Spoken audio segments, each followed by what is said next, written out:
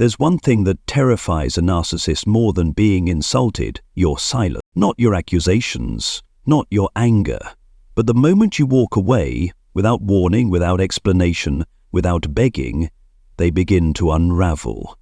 When you step back and disappear from the game they once controlled like a master manipulator, they lose their grip and their mind, because a narcissist can't exist without an audience. They can't bear the emptiness of not being able to provoke you, trigger you, or feed off your reactions. They convince themselves you'll come back, that you need closure, but as the days go by and you remain silent, they begin spiraling into a self-made hell. This video will expose 7 dangerous stages a narcissist goes through after you go silent. These aren't just emotions.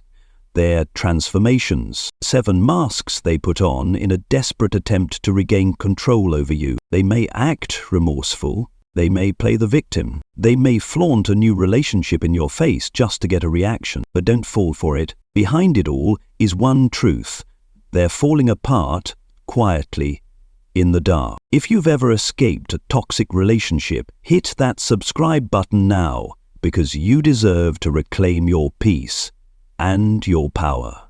And don't go anywhere. Stage 1 begins right now. 1.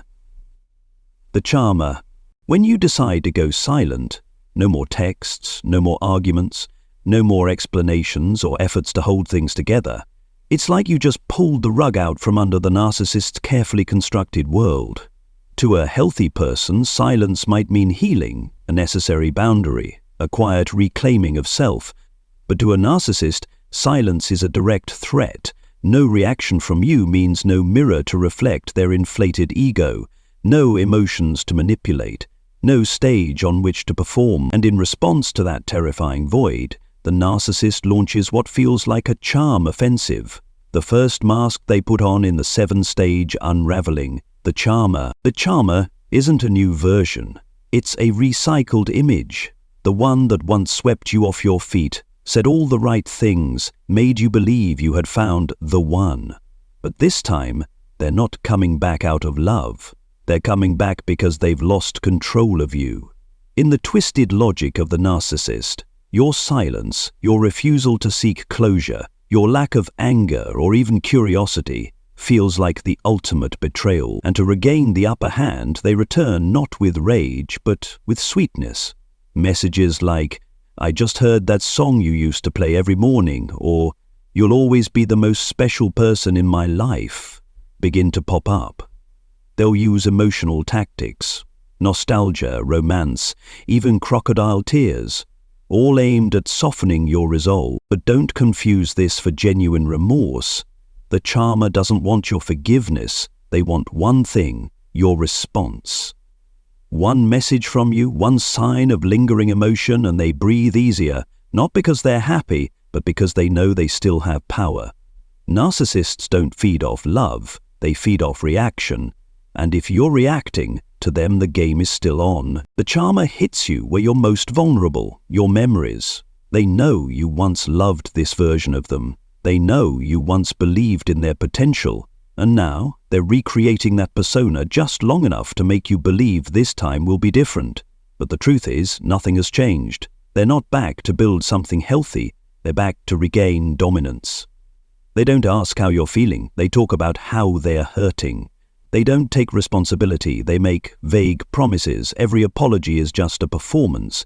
Every gesture is a strategy. The danger of the charmer is their subtlety. They don't attack you. They don't threaten you. They seduce you back into the very role you worked so hard to escape. And if you're not careful, you'll slip back into that cycle not with a crash, but with a whisper, feeling as if you chose it yourself. But stop and ask yourself, if they truly knew how to love and respect you, why did they only begin to show it after you cut contact? If they were truly capable of change, why didn't it show when you were begging for connection? Real love doesn't need a script. It doesn't wait for absence to act right. And it never uses old memories to cover fresh wounds. The charmer is a masterful actor. But if you look closely, you'll see that behind the soft eyes and tender voice is a restless ego, desperate to win back control. They'll be patient for a while, days, weeks. They'll be kind, romantic, full of promises. But once they realize their sweetness no longer sways you, once you don't reply, don't soften, don't play your old role again, the mask will begin to crack. And that's when they'll shift into the next stage. Darker, more manipulative, and designed to disarm your boundaries with guilt and pity. The victim. When they become the one who's been abandoned and heartbroken, we'll uncover this emotional trap in part 2, where your empathy becomes their most dangerous weapon.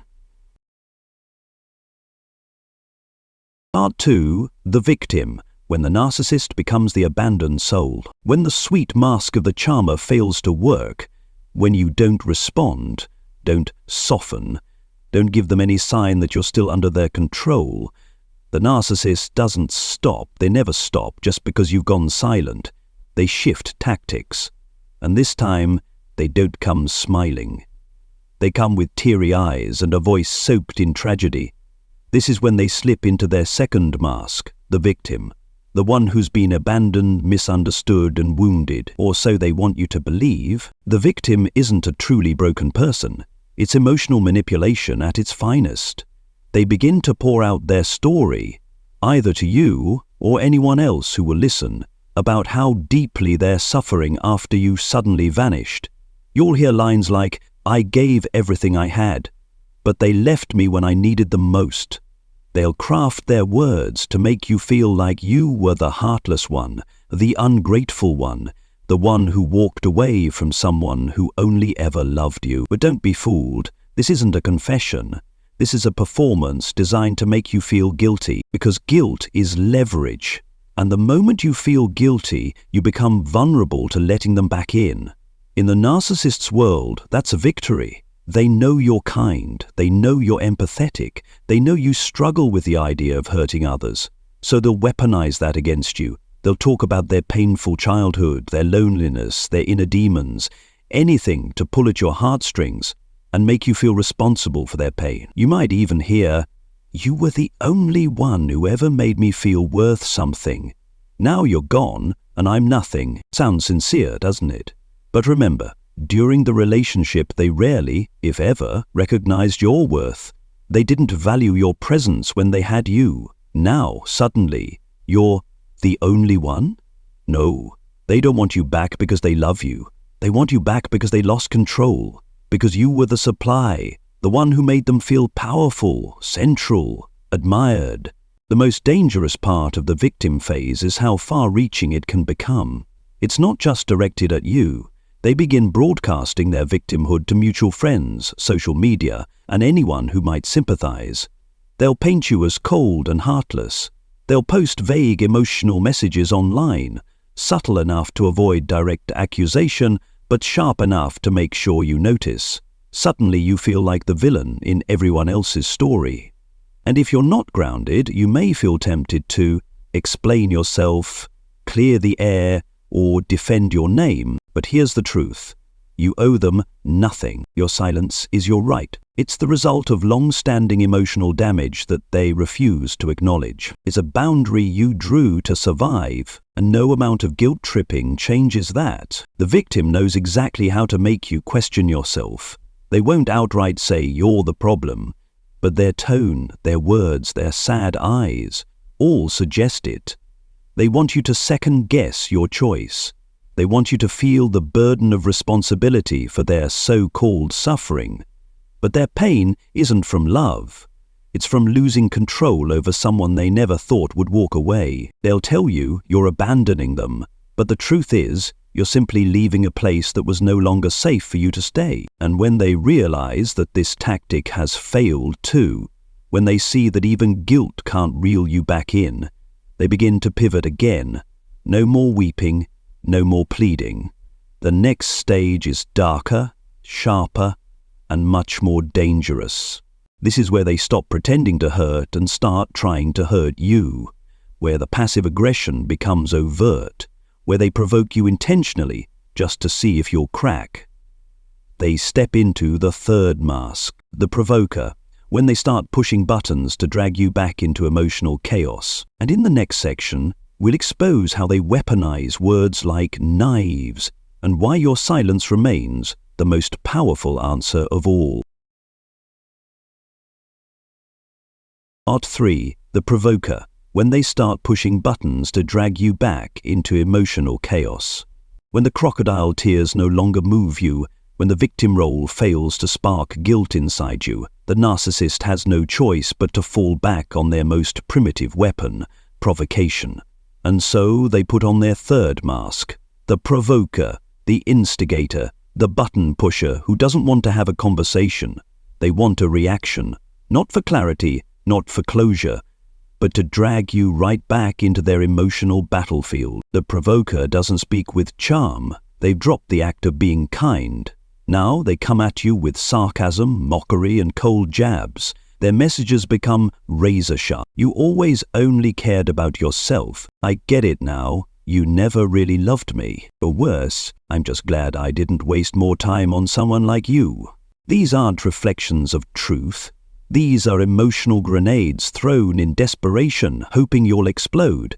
So they know they still have a grip on your emotional center, because to a narcissist, your reaction is their reward. If you get angry, defend yourself, cry, or try to set the record straight, they win.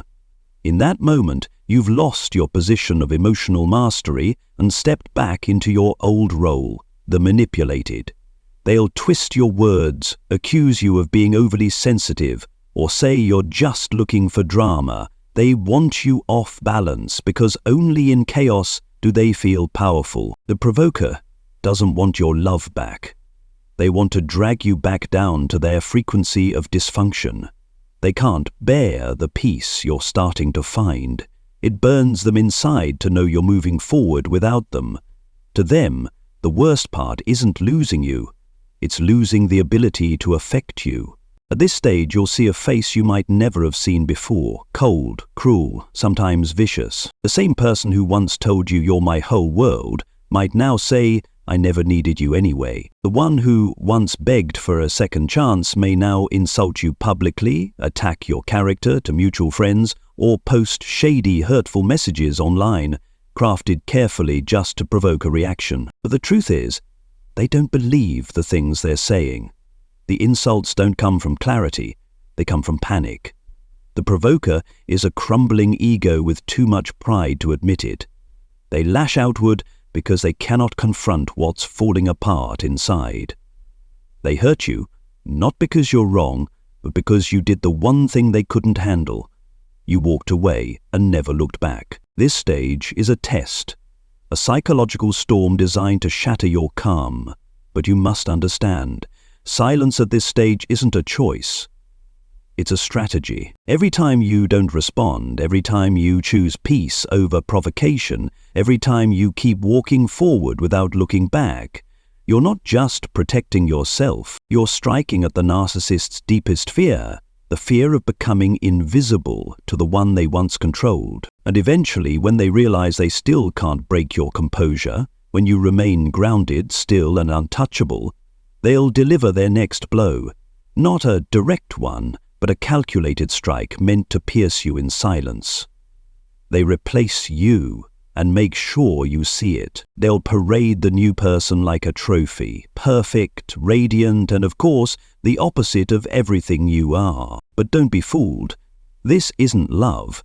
It's their next tactic to provoke a reaction, and that's when they move into stage 4, the replacement, when they use someone new as a weapon to wound you one last time. In the next section, we'll strip away the illusion behind this fast-forward romance and reveal why it speaks more about their desperation than your worth.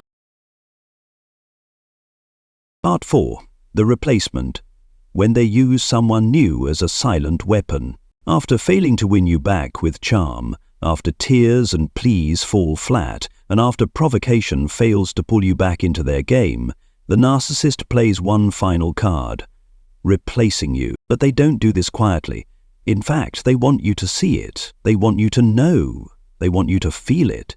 The new person shows up almost instantly, mere days or weeks after you've walked away, as if true love suddenly walked through their door.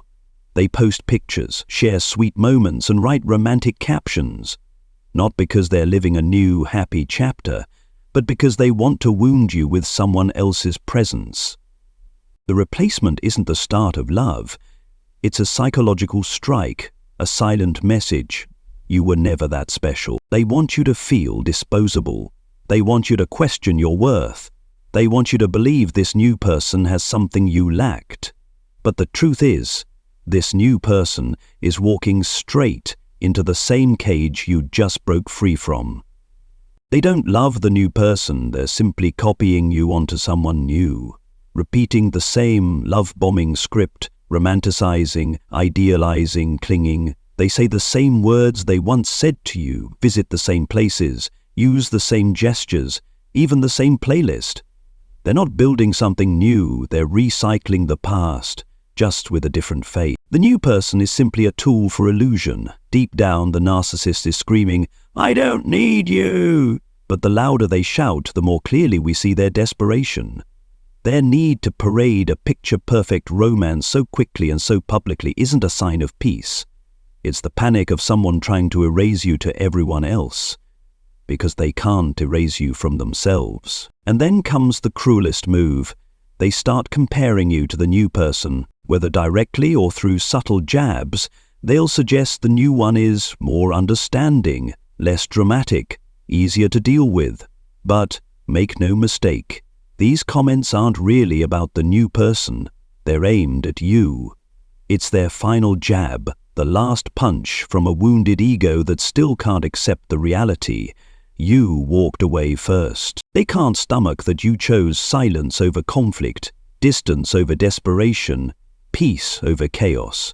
So they try to replace your memory with a fantasy, hoping that if they can replace you in the world's eyes, they won't have to confront the echo of your absence in their own mind. But here's the truth. That new person isn't a threat. They can't replace you, because you're not something that can be copied. What the narcissist is replacing is the version of you they once controlled, not the version that rose and healed. When you see them flaunting a new relationship, don't let your heart fall into the trap of comparison. That's what they're hoping for. They don't want you back, they want you to doubt yourself. But if you stand firm in your silence, your self-worth, your hard-won identity, then you are the one rewriting the definition of victory. You don't need to be prettier, smarter, or more successful than anyone. You just need to be more at peace than you were yesterday. They might replace your presence with someone new, but they will never replace the truth that you once loved them wholeheartedly, the truth that you were patient, forgiving, and hopeful, and the ultimate truth. You walked away because love should never come at the cost of your soul. You didn't lose, you simply stopped playing a game you never signed up for. And sometimes the most powerful response is none at all. No revenge, no explanation, just peace, radiating so clearly it drowns out their noise. Part 5. The Ghost. When they disappear to make you question yourself, after their sweet words failed, after the victim act falls flat, after provocations and public displays with someone new fail to get a reaction out of you, the narcissist resorts to a quieter, more calculated and far more manipulative tactic: disappearing. They stop texting, they stop posting, they stop attacking, they leave no trace. You look around and it's as if they vanished from the surface of your world. But this isn't the retreat of someone who's moved on. It's a new form of control, one that uses absence as a weapon. The ghost, the role they've now taken on, doesn't vanish because they've accepted losing you. They disappear to create a void, a sudden, eerie silence meant to confuse you, make you uncertain, and if possible, manipulate you into being the one to reach out. They know your psychology well. They know you're someone who once overthought everything, who craved closure, who struggled with unanswered endings. So now they vanish in a calculated way, hoping your mind will do the work for them. What are they doing? Are they okay? Was I too harsh? Have they truly moved on? And the moment those questions begin to form in your mind, however quietly, They've already reclaimed space in your head, even though they no longer occupy your life. The ghost says nothing, but their silence is deliberate. It's a trap made of emptiness, a web spun not with words, but with the absence of words. They don't have to lift a finger, because your thoughts begin to fill in the blanks, remembering, second-guessing, hoping, worrying. If you're someone who once longed for closure, this stage can be the most dangerous, because their silence doesn't come with any warning signs. There's no anger, no goodbye, no clarity. It creates the illusion that something was left unfinished. And if you're not grounded, you may feel the pull to reach out, send a just checking in message, or worse, open the door you fought so hard to close. But make no mistake, they didn't disappear because they've grown. They didn't go silent out of respect. They are manipulating you with their non-presence. And behind that silence, they're still watching. Maybe they're checking your stories. Maybe they're asking mutual friends how you are. Maybe they're using fake accounts just to monitor your life. They may not interact, but they never truly leave. Because narcissists don't let go. They only hide, waiting for the right moment. And if you break the silence, if you reach out first, if you reopen the door, they'll return wearing a new mask, armed with a new tactic, ready to start the same cycle again. The only thing that breaks this pattern is your awareness, knowing that their silence isn't closure, it's a strategy, and knowing that you no longer respond to the questions they silently plant in your mind. You don't need answers from them to heal. You don't need a final conversation to move forward. You don't need someone else to validate the pain you lived through.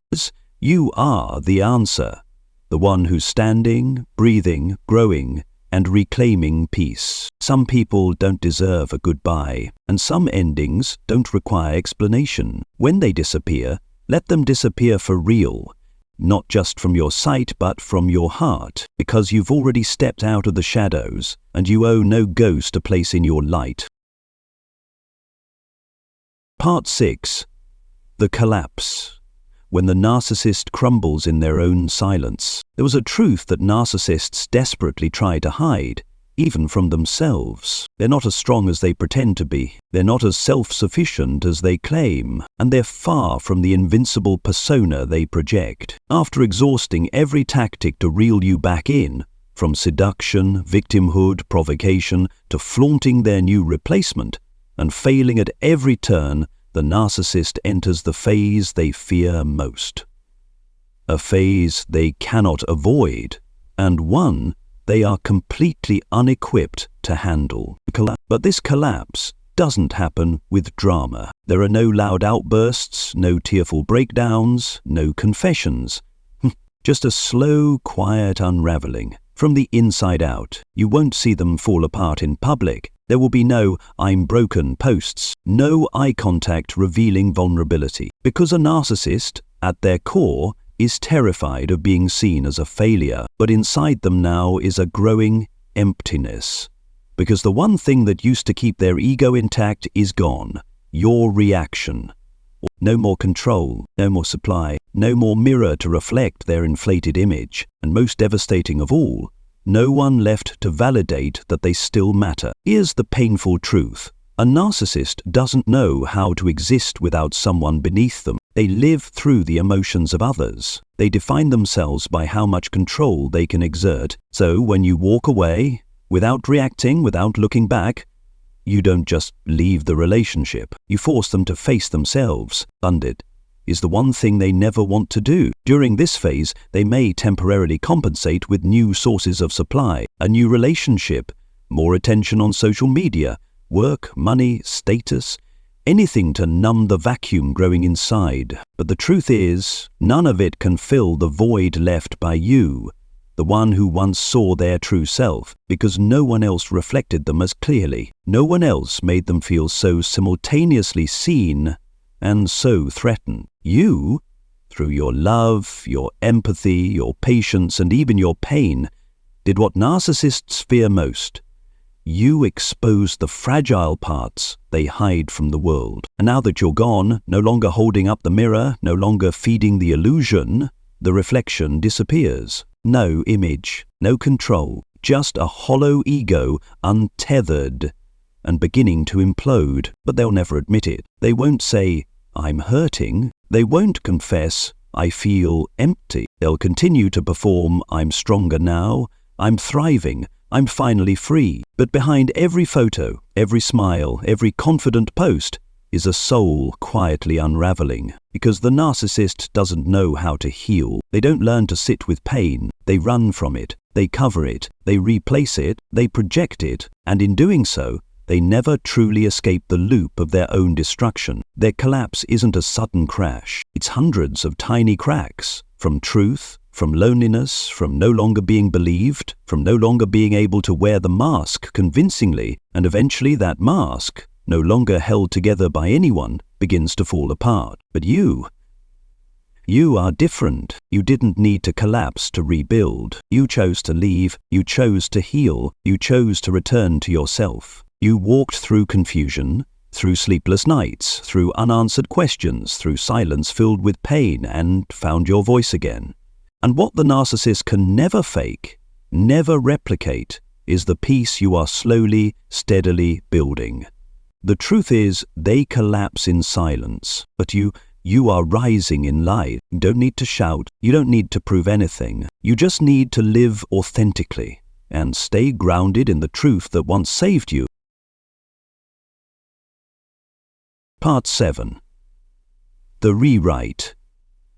When they rewrite the story to save their broken ego. In the end, after every attempt to win you back fails, from charm to pity, provocation to replacing you, even disappearing, the narcissist enters their final phase, the rewrite, not to understand, not to heal, but to rebuild their shattered ego with a fabricated version of the truth, a version where they are no longer the one left behind, no longer the one who lost control, but instead the hero of a new story, strong, unbothered, even aware. But you and I both know that's not the truth. They haven't moved on. They've simply rewritten reality to avoid facing it. You'll hear them tell others that you were unstable, that you were too emotional, that you suddenly changed, that they tried their best but you didn't appreciate them. They'll retell the entire relationship with you in a cool, detached tone, logical, seemingly objective, but carefully crafted to lead to one conclusion. They were the good one all along. This is how they avoid apology, how they dodge responsibility, how they erase the damage they caused. Because in the version they create, you were never really the victim. This is their final manipulation, rewriting the past. Not to forget it, but to reshape it in a way that spares them from guilt, from emptiness, from the truth they've always run from. But the most frightening part isn't that they rewrite the story for others. It's when they begin to believe it themselves. They convince themselves that you really were the problem, that you truly were unstable, that they never did anything wrong, and they cling to this rewritten version like a life raft. Because if they didn't, they'd be forced to ask, why does everyone leave me? And that question is unbearable for a narcissist because it demands truth, and the truth is far too painful for them to accept. But you are no longer part of that story. You don't need to explain yourself. You don't need to argue. You don't need to reclaim your reputation because you know exactly what you gave. Your love, your patience, your forgiveness, all the times you silenced your own pain just to try and understand them one more time. You remember the nights you said, "I'm okay," when you were falling apart. The mornings you stood in the mirror asking, "What did I do wrong?" And one day, you realized you weren't wrong. You just stayed too long in a story that was never written for you. Now, as they rewrite the past, let them. Let them tell whatever version of truth they need in order to keep wearing the mask. Because you don't need to be the main character in someone else's narrative to know that you are finally the author of your own. The real story isn't in what they tell, it's in the silence you chose, the way you walked away without a fight, the way you're rebuilding without revenge, the way you're healing not to return, but to move forward. And that's what they can never rewrite. They may rewrite the past, but they cannot rewrite the truth that you walked away, you awakened, you survived, and now you are living a life that they no longer have access to. They had the chance to keep you, They had time to understand you. They had all the love you could possibly give. And they lost it not because you left too soon, but because they never valued you while you were still there. Don't worry about what others think. Don't waste energy correcting their narrative, because those who truly saw you will never believe a lie, and those who are easily swayed were never meant to understand your truth. In the end, what matters isn't the story they tell, it's the story you're writing for yourself from this moment on. A story no longer shaped by pain, but by awakening, no longer controlled by anyone, but authored by your own hand, the hand of someone who once broke but never lost faith in who they truly are. B may can rewrite the past, distort the story, switch roles to rescue their shattered ego, but they will never be able to rewrite the journey you are living today. Because from the moment you chose to walk away in silence, a new chapter quietly began. It was no longer a chapter of heartbreak, of clinging on, of endless arguments and hollow apologies. It became a chapter of rebirth, a journey not easy, but the only one that could lead you back to yourself. Leaving a narcissistic relationship isn't as simple as slamming a door shut and walking away. It's like stepping out of a smoke-filled room you've been living in for far too long, so long that you forgot what fresh air even smelled like. When you left, you didn't just walk away from a person, you walked away from a version of yourself, someone who endured too much, gave too much, bent too far just to hold on to a love that only existed in illusion. And so the road ahead doesn't begin with speed. It begins with stillness. You will feel empty.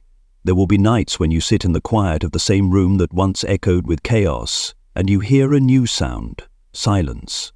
A silence that once felt terrifying because it lacked the familiar drama, the blame, the emotional warfare. Now it's just you and yourself.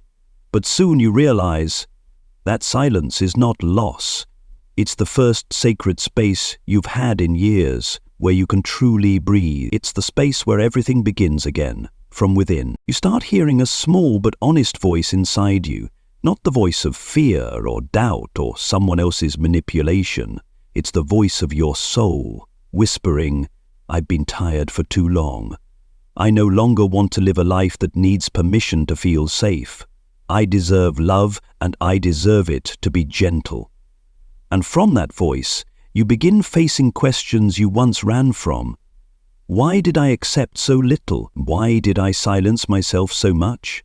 Was it because I was never really taught how to love myself? That is when the healing truly begins, not through books, not through theories, but through each moment you choose to sit still and no longer run from your pain. You realize you had once lost trust in your own intuition because they made you question every instinct. You thought you were too sensitive, too needy, too emotional. But now, with no one gaslighting your reality, you begin to see clearly. You were never wrong for feeling hurt. You were never weak for needing to be heard. You were never selfish for asking for kindness. You simply were conditioned to believe that peace comes at the price of your silence, even if it costs your soul. And so, you begin learning to trust yourself again, slowly but deeply. You learn to honor your gut, to protect your feelings, to say no without guilt. You repair your sleep. You relearn how to breathe. You eat to nourish, not to numb. You stop chasing external validation. You no longer try to prove your worth, you simply live in alignment with it. You spend time with people who make you feel safe. You learn to love without losing yourself. You create boundaries, not to push others away, but to protect the soft, sacred parts of you. And you begin to realize something simple, yet profound. You don't have to be perfect to be worthy of love. You only need to be yourself, a whole, honest person who no longer performs to be accepted. Day by day, small decision by small decision, you begin to rebuild your life, not to retaliate, not to prove you're doing better than them, but simply because you no longer want to live in anyone else's shadow. Eventually, a day will come when you look back and you realize you no longer need them. You no longer need the apology. You no longer wait for understanding. You no longer ache for closure. You've already closed the story through your healing, through your self-love, through your decision to protect your peace. You don't deny the past, you're grateful for it, because those wounds taught you the most valuable lesson of all. Real love doesn't break you and then ask you to stay silent. Real love doesn't ask you to trade your self-respect in exchange for affection. And that kind of love, the one you once searched for in someone else, you've now found within yourself. You didn't just survive, you awakened. You didn't just leave a relationship, you stepped out of an invisible cycle of pain. You didn't just end a chapter, you began writing a whole new one. And this time, you are the one holding the pen. This life is yours to shape. No more waiting for permission. No more seeking approval, no more shrinking to fit someone else's idea of who you should be. You no longer need an audience. You no longer need watchers. You no longer need anyone's stamp of validation. All you need is a heart quiet enough to say, I've come home, and I no longer need anyone else to lead me there. We often think of endings as clean breaks, a door that slams shut, a final word, a moment where everything simply stops. But in truth, endings rarely come with clarity. A real ending doesn't happen when you walk away. A real ending happens when you change the story you carry with you after you leave. You have walked through a storm, not to forget, but to learn how to face yourself when the winds howl. You didn't choose the easy road. You didn't choose numbness. You didn't look away from the pain. You sat with it. You let it speak, and then, slowly, you let it go. That is something no one can ever take from you, the conscious decision to stop being the victim and become the witness to your own survival. No one saw the nights you cried silently into your pillow, unable to name what you were feeling. No one witnessed you walking through your days with a smile that didn't reach your eyes. No one heard the inner dialogue you had with your fear of abandonment, with the echo of their cruelest words. But you did. You were there. You lived it. And surviving wasn't the end goal, it was just the beginning of living more fully, more truthfully. Now, when you look back, you no longer need to scream, I deserved better. You no longer need proof. You no longer need others to agree with your version of the story, because what you're living, how you show up for yourself each day, how you protect your peace like something sacred, is the most undeniable evidence of all. You no longer need to become cold to prove you're strong. You no longer have to pretend you've moved on. You no longer have to feign indifference. Real strength doesn't lie in being untouched. It lies in allowing yourself to feel the pain and choosing not to be destroyed by it. Yes, there may still be scars, and maybe you'll carry them forever. But instead of being burdens, they've become proof that you once had the courage to love, to give, to forgive, and ultimately to choose yourself. Not everyone will understand the road you've walked. Not everyone will know what happened in the dark before the light returned. But you're not here to be understood. You're here to become more true to yourself than ever before. So keep living gently, but not passively, compassionately, but not self-destructively, kindly, but never at the expense of your boundaries. What you gave, your love, your patience, your forgiveness, was not a waste. It was evidence that you loved with a real heart, one that didn't need manipulation to give deeply. If someone didn't see the worth in that, they didn't lose a version of you, they lost something rare. You no longer need to be chosen again, because you finally chose not to abandon yourself. And as you continue walking forward, you'll start to see this world isn't a stage where you prove your value. It's a space where you share the light you fought so hard to rediscover. You'll meet people who don't make you feel like a problem to be fixed. You'll find places that don't tighten around your chest. You'll have conversations that don't make you shrink or question your worth. And most of all, you'll discover a version of yourself you once thought couldn't exist. Peaceful, rooted, clear, and deeply grateful. Not for what happened, but for who you became because of it. No one taught you how to walk away from someone who once felt like home, but you taught yourself. step by painful step, through mistakes, through doubts, through days when you almost turned back. But you didn't. So don't wait for a perfect ending to close the book. You are the beautiful ending you were waiting for, not because you won, but because you no longer have to fight. You came home. Quietly, without grand declarations, just a steady, peaceful return to your own truth. And the most miraculous thing is, that peace, it wasn't given to you. It was grown from the love you finally gave yourself.